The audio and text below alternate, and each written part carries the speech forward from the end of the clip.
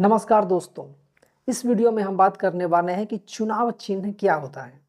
तो चुनाव चिन्ह जो होता है वो किसी पार्टी का या उम्मीदवार का आधिकारिक चिन्ह होता है, जिस पर कि बटन दबा करके या जिस पर वोट दे करके उस उम्मीदवार को या उस पार्टी को वोट दिया जा सकता है। दोस्तों, जब देश आज़ाद हुआ था उस वक्त हमारे देश में बहुत सारे जो लोग थे वो अशिक्षित थे, या अभी के समय में भी बहुत सारे जो लोग हैं वो अशिक्षित हैं, वो पढ़ नहीं सकते।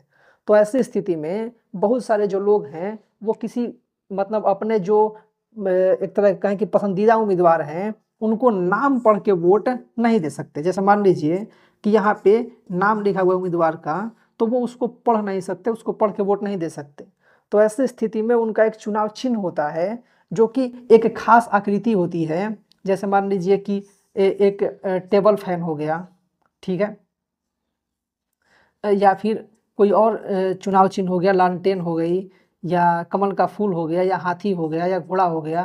तो उसको आसानी से पहचान करके और वोट दिया जा सकता है। तो चुनाव चिन्ह बनाया ही इसीलिए गया था क्योंकि अगर कोई अनपढ़ व्यक्ति भी है तो वो आसानी से उस चिन्ह को याद रख सके, उस पर वोट दे सके।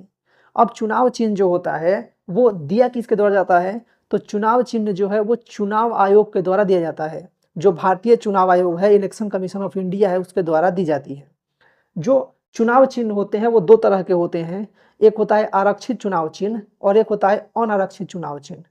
आरक्षित चुनाव चिन्ह वो होते हैं जो कि किसी पार्टी को दिया गया है। जैसे मान लीजिए कि बीजेपी को कमल का फूल दिया गया है, जो आरजेडी है उसको लालटेन दिया गया है, जो कांग्रेस है, इंडियन नेशनल कांग्रेस, उसको पंजा छाप दिया गया है। तो ये सब आरक्षित हैं, ये इन्हीं के उम्मीदवार को मिलेगा, किसी दूसरे को नहीं मिलेगा। और कुछ होता है अनारक्षित, ठीक है, जैसे टेबल फैन हो गया या और भी बहुत सारे हैं। वो क्या होता है कि निर्दलीय उम्मीदवारों को दिया जाता है, ठीक है। तो सिंपल सी बात यह है कि जो चुनाव चिन्ह होता है वो एक खास आकृति होती है जो कि किसी उम्मीदवार से या उसके पार्टी से जुड़ा होता है। और जब हम इस पर वोट देते हैं, इस चिन्ह को देख करके वोट देते हैं या इस चिन्ह को देख करके हम बटन दबाते हैं, तो ऐसी स्थिति में ये जो वोट होता है वो उस उम्मीदवार के खाते में जाता है, ठीक है। और ये दो तरह के होते हैं, एक आरक्षित जो किसी पार्टी द्वारा जुड़ा होता है और एक अनारक्षित जो कि किसी पार्टी से जुड़ा नहीं होता है और ये निर्दलीय उम्मीदवारों को दिया जाता है। तो इस वीडियो में इतना ही। वीडियो ज़्यादा से ज़्यादा शेयर करें। बहुत बहुत धन्यवाद।